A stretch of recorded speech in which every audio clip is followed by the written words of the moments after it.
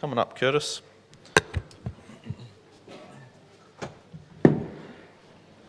Thanks, Pete. All right.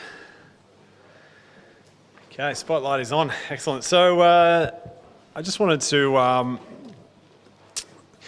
have a bit of a discussion. Well, it's going to be a bit of a one-way discussion, actually, because I'll be doing most of the talking on evolution versus creation, but a bit of a different take.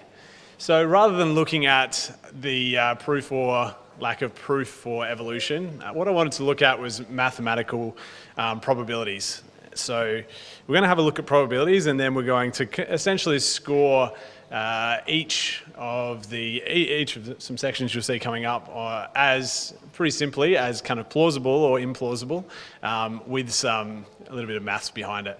So there's a couple months worth of research that's kind of gone into this, and so there will be some stuff in here that may be quite technical. I've tried to distill it down as far as possible, but I do have links and URLs, etc., for those who want to know the facts behind what I've got on the screen. So if you really want to know the grit, more than happy to have a chat to you and share you into any articles that I've utilised throughout the presentation. So let's see, turn this one on. And it's always the point. Here we go. All right. So I'm just going to do a really quick intro into probability. For those who, most I think are probably aware of what probability is, but a really simple explanation of probability is if you had to play a game and that game, the way you won was to roll the most ones, you had two dice that you could choose, and one of the dice was a standard dice that had 6 sides with 6 different numbers, 1 to 6, and the other dice was the same, except the 3 was replaced with a 1. So there was 2 1s on it, a 2, a 4, a 5, and a 6. Which dice would you pick? Well, you would hopefully you'd pick dice B, because we can see that there's more of a chance. There's 2 1s on there, so your probability is higher. It's got twice the probability of any other number. It's 33% chance of getting a 1 on that dice, so higher probability, and that's as simple as probability is. So keep that in the back of your mind for probability. We're going to essentially score each of these for both evolution and creation based on probability.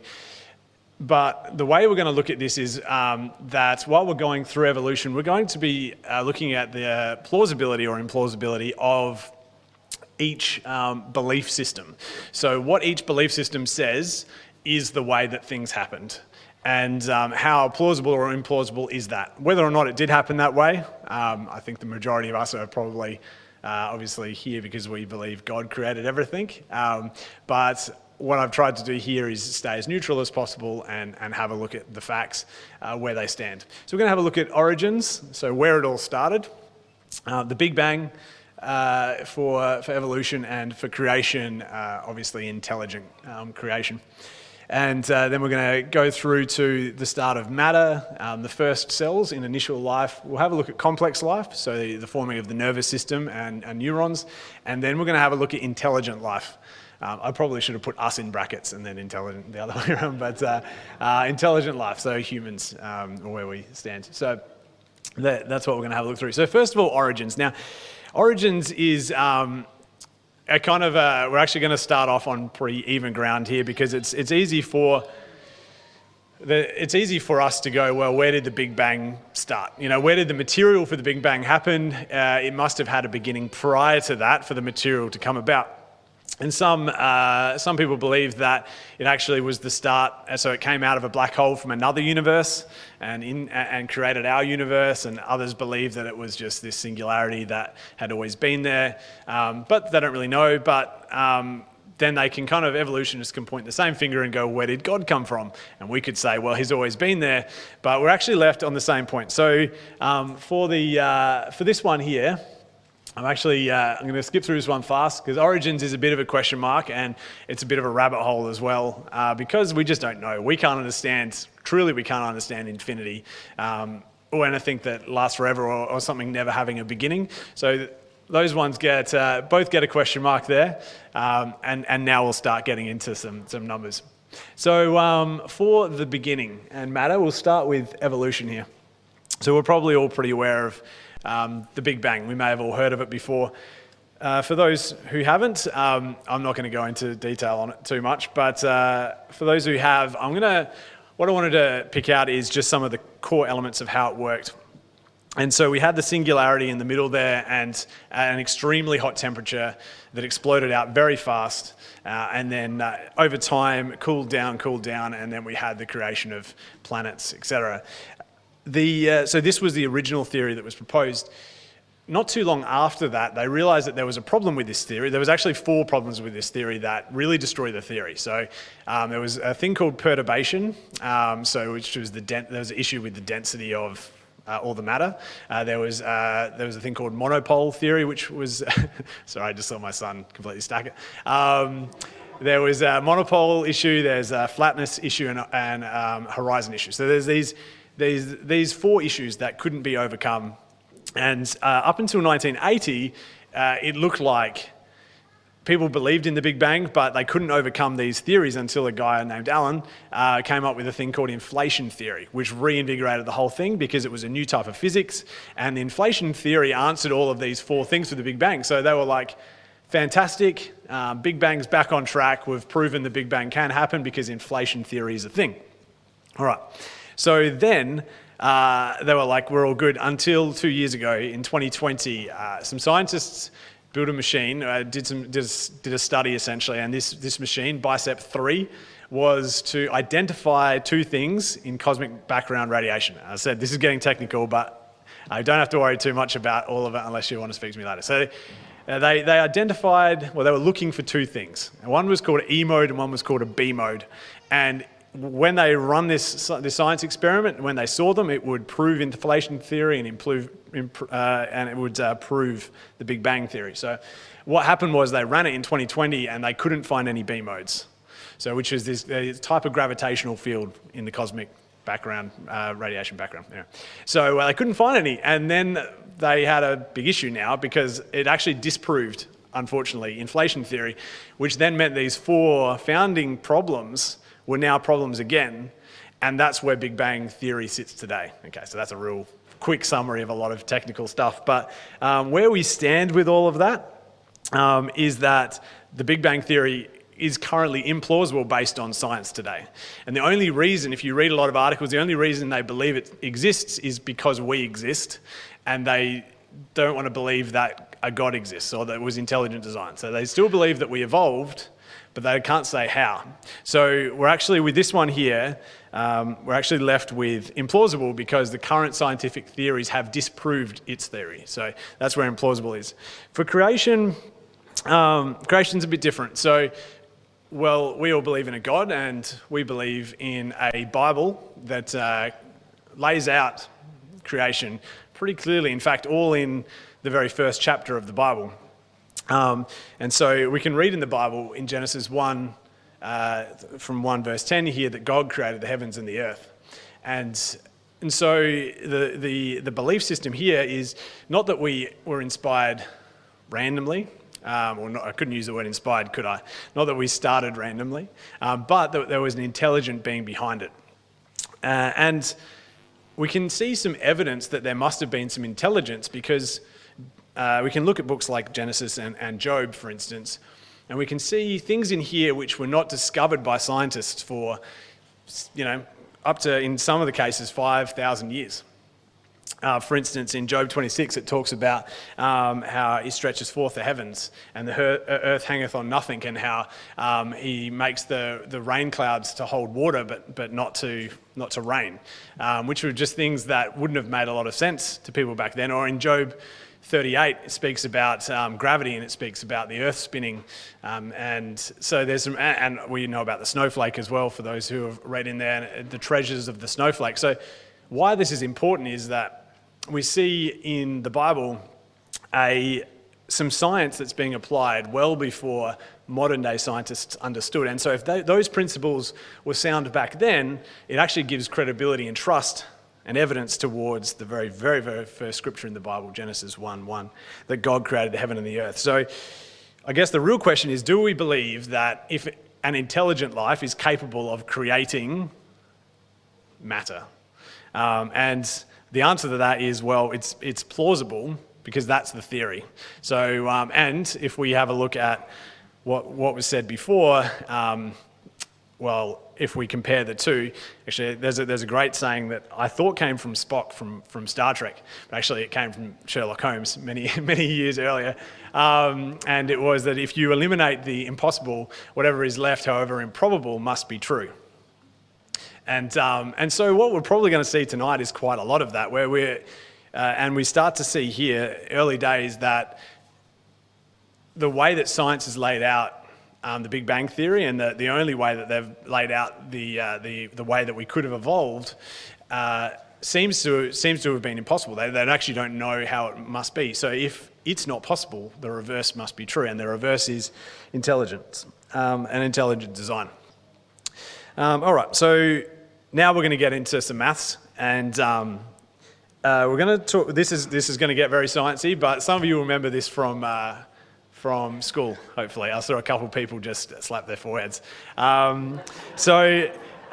Before we get into the cell, we're just going to have a look at the evolutionary standard for, and this comes from New Scientist, on how initial life started. Okay, so step one was serpentinization. So serpentinization is when water essentially comes down into rocks, and it changes those rocks, so into various different things. In this case, they believe that it happened through carbonating those rocks, and we can see here these carbonated rocks were riddled with tiny spores and iron sulfide bubbles. Those iron sulfide bubbles and those tiny spores then continued on to create methane, formate, and acetate, and this is over a very long period of time, which then went on to create amino acids. Now, there's 22 amino acids, that's it, only 22, but they're very important for everything, and they are the foundation of protein.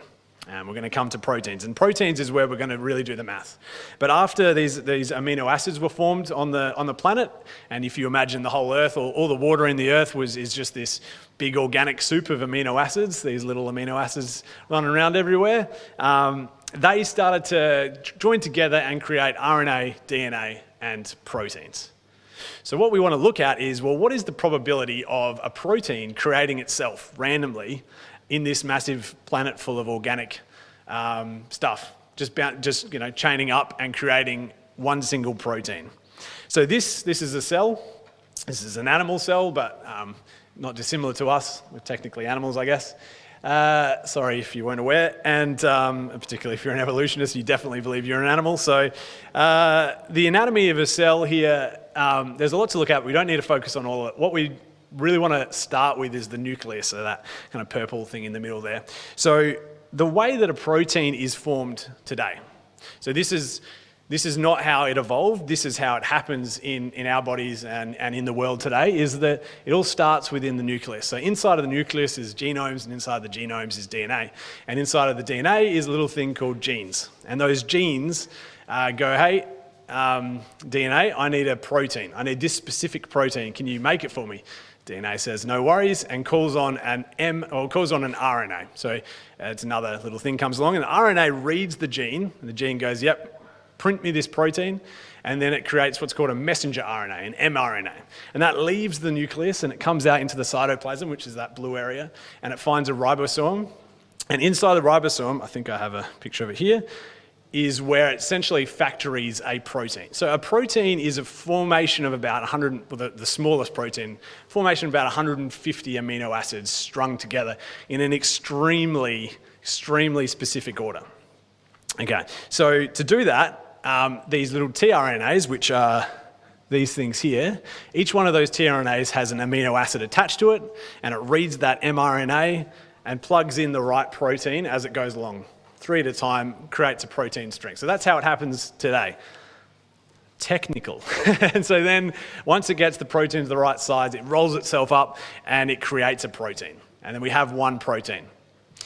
So what evolution believes happened is that none of this happened. There wasn't obviously a DNA to give that had genes in it to tell what protein to print and give out a messenger RNA. There was none of that. So what we needed is random amino acids to just keep bumping into each other and trying to form chains until we have our very first protein. Now, I think in your heads, if you're following, you're probably thinking this is relatively unlikely, and you would be very smart. It is very unlikely. 56 million is the number I'm going to get to. Now, it's not one chance in 56 million to make a protein. I'm going to tell you a story, and hopefully this will help embed how the likeliness or the probability of one protein being formed in an organic soup the size of the planet. So the whole planet is just full of amino acids bumping into each other. And if that was the case, scientists have calculated that every minute it would have the chances, it would have, this amount of attempts. It would have 6,000 million, billion, trillion attempts to create a protein every minute. Okay, so that's a lot of attempts every minute. So it's got a pretty good chance, you'd think. So, we're going to, for those who aren't aware, the smallest organism is called an amoeba. And we're going to take this little amoeba, it just looks like a piece of goo, and we're going to build a bridge that spans the whole universe, one side to the other side. We're going to put the amoeba on one side, and we're going to ask that little amoeba to travel at 1 foot per year, because they can't move very fast, and he's going to travel from one side of the universe to the other side. And it's going to take him 5 billion years. And every minute of those 5 billion years, there's 6,000 million, billion, trillion attempts to find that one protein. Does he find a protein in the 5 billion years? Who wants to take a stab? No. Cookie for you. So he doesn't. In fact, he comes all the way home and he still hasn't found one. And he decides, you know what, I'm going to take an atom from Earth and I'm going to carry that atom all the way across to the other side of the universe. And atom by atom, I'm going to reconstruct the whole of Earth on the other side of the universe. That's a lot of, this is a very strong amoeba by now. And he rebuilds the whole of Earth, atom by atom, on the other side of the universe, tracking one atom at a time. He still hasn't found a protein yet. So he does the same with the whole of the solar system. And then the same with the whole of the galaxy. In fact, he moves the whole universe, every single atom in the whole universe, atom by atom, 5 billion years at a time, across, and reconstructs the whole universe on the other side of the universe. And we still don't have enough chance to even have one protein formed. 56 million is the amount of times he would have to transfer the whole universe, atom by atom, across the universe. So he has to transfer the whole universe 56 million times over a distance of 5 billion years, atom by atom, and then we get our first protein. Good work, amoeba. It's been a hard journey, but you've done it. The problem we've got now is that we actually need you to have 200 proteins at the exact same time form, because that's the very basics of life has at least 200 proteins in it. So actually we can times that chance of 56 million by 200 because he needs to do it 200 times to get that. But also all of those proteins, they need to be the right proteins, right? They can't just be random proteins. We're starting to see it's pretty improbable, right? So we're gonna take that number. So the chances are, I'll put it as implausible if none of you had guessed that, 1 in 10 to the power of, that's very small up there, 1 in 10 to the power of 164. So for those of you who aren't aware of how the power ofs work, 10 to the power of 1 is 10, but every time you add a 1, it times it by 10. So the difference between 1 in 10 to the power of 163 and 1 in 10 to the power of 164 is quite substantially large, like hugely large, which is why this is so improbable. So that number there represents one protein being created. That's how long it takes just one protein to be created. And the problem we have is that scientists from the oldest rocks and whatever they can discover believe that the universe is only 13.8 billion years old. So if we take the example of our amoeba, he hasn't actually even left our solar system once. and that's the whole of history until now from the Big Bang. So we can see that he needs to leave, not just leave it once, we've already said it multiple times, he needs to take the whole universe. 56 million times, there's just no chance. There's not even a percentage of a chance. It's so minute. In fact, scientists believe that anything that is 10 to the power of 50, one chance in 10 to the power of 50 or greater, anything that is that improbable is actually impossible. That's what scientists believe. So this is at 164. So we've gone a little bit past that probability. Okay, Now, remember the quote from Sherlock Holmes before? I'm going to just re-quote that one before now, which is that if we eliminate the impossible, whatever is left, however improbable, must be true. And people kind of find it hard to believe in a God. And maybe it's because they don't want to believe in a God, because then they might have to do something about it. But we've had a look at the opposite. We've had a look at random life starting by itself, and we can see with even the most basic thing, a single protein, that the chances are so highly improbable that it is impossible, and therefore the reverse must be true, and we're left with intelligent design, whether people like it or not. And in Genesis 1 from 11 to 12, we see now it talks about initial plant life, how God brings forth grass and then fruit after its kinds and so forth. What's really interesting as well and worth pointing out is that the structure that evolution has, the creation of things, is actually the same structure as the Bible has creation of things. The Bible came a lot earlier, just if you were wondering which one came first, evolution or the Bible. So it's like either they just copied the Bible, or the way that they worked out to be exactly how the Bible said it was. So thanks. So we can see here, I'm giving this one plausible based on two facts. One, we're following the belief system, and the belief system is, can a almighty creator instigate life? Well, yes, he's almighty. But also the opposite is just so improbable it's impossible. And so therefore it had to be intelligent design. All right, let's continue on. Now on to neurons. So we've already spoken about the protein, so we don't have to go into as much detail here, but to give you an idea, neurons, they're the thing that kind of separate us from plants, essentially. They make us have some form of intelligence. They give us emotions and feelings. They formed 600 million years ago. So an initial life started 3.7 million years ago. So that gives neurons a space of 3.1 billion, not million, billion years to have formed. So just so you've got a bit of a window. The way that a neuron is broken up, it's broken up into these three things here: somas, dendrites, and axons. Somas are essentially like the cell. Dendrites, they have specialized proteins in them, and axons are like their own little ribosomes, their own little protein factories. So that's what those things do. They make up a neuron.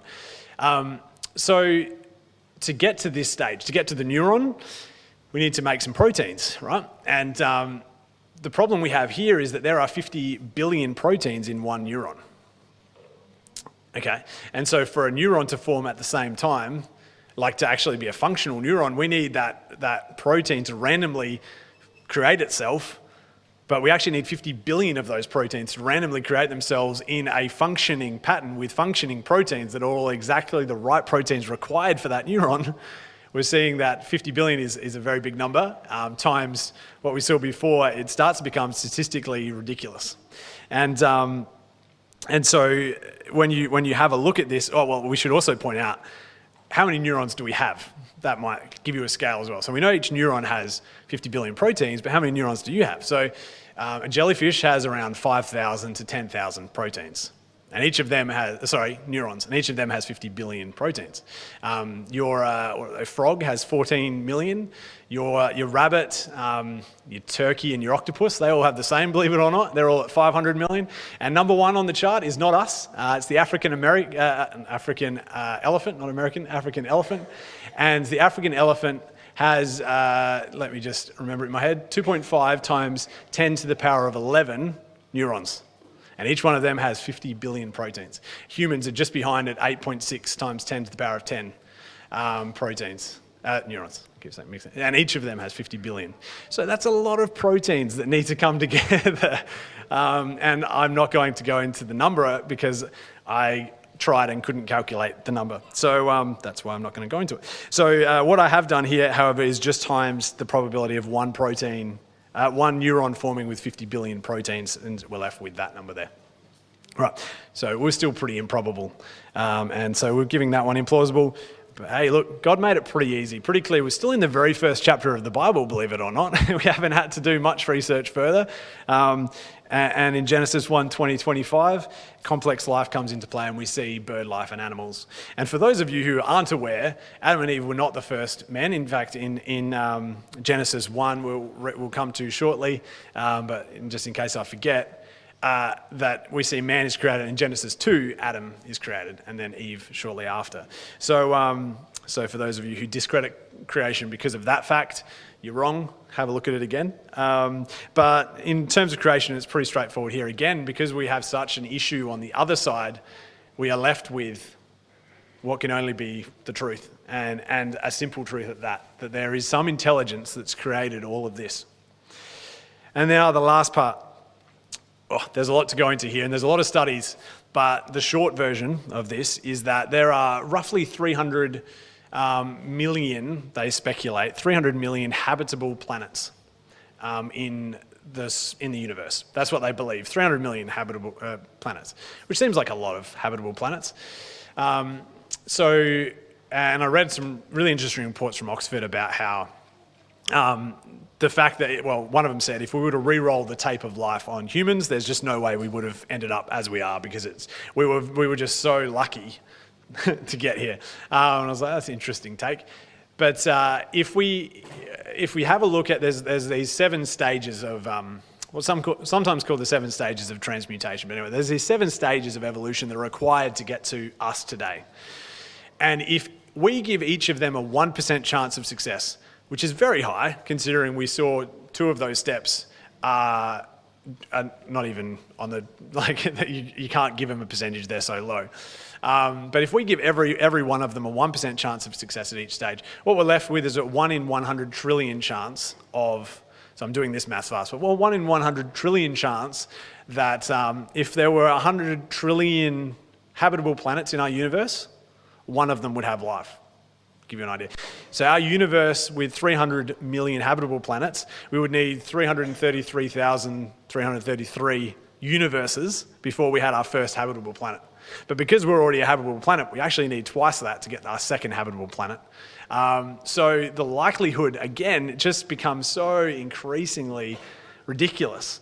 And so we're left with pretty implausible. This guy here, Fred Hoyle, did some maths and on enzymes, and I'm not going to go into enzymes because I may have fried some of you already, but enzymes here, there's 2,000 types of enzymes, and the maths that he'd done essentially came out that the chance of them randomly forming if the whole universe was full of organic soup, not just our planet, was 10 to the power of 40,000. Now, 10 to the power of 50 is impossible according to mathematicians and scientists. So I wonder if evolution happened, or if maybe there was some intelligent design behind it all. I had D&E because it does not exist is the mathematical term for impossible, essentially, or like no number large enough. And so then the last part here we have is intelligence. Let us make man in our image, and we can read that in Genesis 1 here. And so, as I said, the whole of creation right up until now is laid out in Genesis 1. God kind of just was like, yep, it was pretty basic. I'll just put it in one chapter for you guys. I did it. And then he moved on with the rest of things. So, and you can read that with the scriptures up there in your own time. But here we are. And as I've said, with all of the other groups here, because it is so impossible, there is just no other way that it was nothing else but an intelligent life, an intelligent being, some form of creation, and not just any intelligent being, because we see how complex things are now. And if things are complex and hard now, when we have a brain to figure things out, how much more improbable is it when there was if there was no brain to figure things out, if things were just bashing together and hoping to create all the things that they needed to create. So, good scripture here, just as we start to wrap up. Ecclesiastes 3:11 says, "He hath made everything beautiful in his time. Also he hath set the world in their heart, so that no man can find out the work that God maketh from the beginning to the end." And, I've used some very basic scriptures to put on creation's case, because we don't need much else for 2 reasons. Evolution disproves itself. But the other reason is that God has told us that we can't figure it out. And it's true. And we know more about the universe than we do about the bottom of our ocean. And in fact in Job 38 it also mentions about underwater springs, which they didn't know about until recently again. So there's another thing that the Bible knew before scientists. But there's just so much that we try to comprehend, but is too vast for us to comprehend. And God told us that it would be like that, so we don't have to freak out that we should know the answer. It's a test where the teacher says, "Don't worry if you don't know the answer. He's got it sorted." What I do like about this whole God thing is that there's proof. So with evolution, there's theories and there's things that could line up and could equal this or that, but there's a lot of holes. And none of it is personalized. All of it, unless you're a scientist and you're living and doing it and you're out there and about, none of it's specific to you. But with God, well, God's actually given us, as most of us know here today, our own proof where we can experience a relationship with Him, not through a pastor or not through a priest or a minister of God, but actually just God and you. And I think that's pretty cool. I think it's like God said in Ecclesiastes that we can't know how He's created everything. And it's probably not because He's hidden it from us. It's probably just because we are not smart enough and we never will be smart enough to comprehend. But so He's created another way. He's gone, you know what, but I can dwell inside of you through the Holy Spirit. And He's laid that out for us in Acts chapter 2, amongst a lot of other scriptures that are similar, but it starts off with this recognition. So taking a moment to reflect upon your life and where you, if you're happy with where it's at, and how you feel your stance is. If there isn't an almighty creator that did create everything, how do you feel that you might sit with Him? And this step here is repentance. And then it continues on to baptism, it speaks about here. And the Bible speaks about this in terms of being fully immersed underwater. It's a simple thing, but it requires something that humans have a bit of an issue with, which is humility. And if you can humble yourself enough to do that, then we can move on to step 3. It's a scientific formula. Raimundo was actually going to give a testimony, because this is kind of how he came along, the fact that it was a scientific formula he could follow, but he couldn't make it tonight. Simply speak, asking God if He's real, and God says that He'll fill you with the Holy Spirit. And then no one has to tell you that God's true or not. You'll know. And that's the thing. I think, even I grew up in this church, and I grew up knowing about God from a young age. And I still needed to know that God was real. And I still needed to have proof within me. I couldn't just be told that God existed. And saying that, I had some pretty amazing miracles. I was instantly healed of 50 warts on this hand. I had prayer and woke up in the morning and I was gone. And that same morning I was healed of asthma and eczema, just all completely disappeared overnight. And so that was pretty good proof for me that God existed. But I still wanted to have this personal relationship with God. And actually it was in the room just behind this wall over here, where I sat down with the brother and I had some prayer and I asked God, and I was speaking in English and then I was speaking in tongues. And I wasn't just speaking another language. I felt God come inside of me. I felt the Holy Spirit come in. And then I had a connection with God, which meant that I didn't need to research. I didn't need to spend months doing what I just did to believe in whether or not God was true. I knew, because He dwelled inside of me. And so, it's pretty good that you don't have to believe anything that's been said tonight, but God can prove Himself to you. All the people said.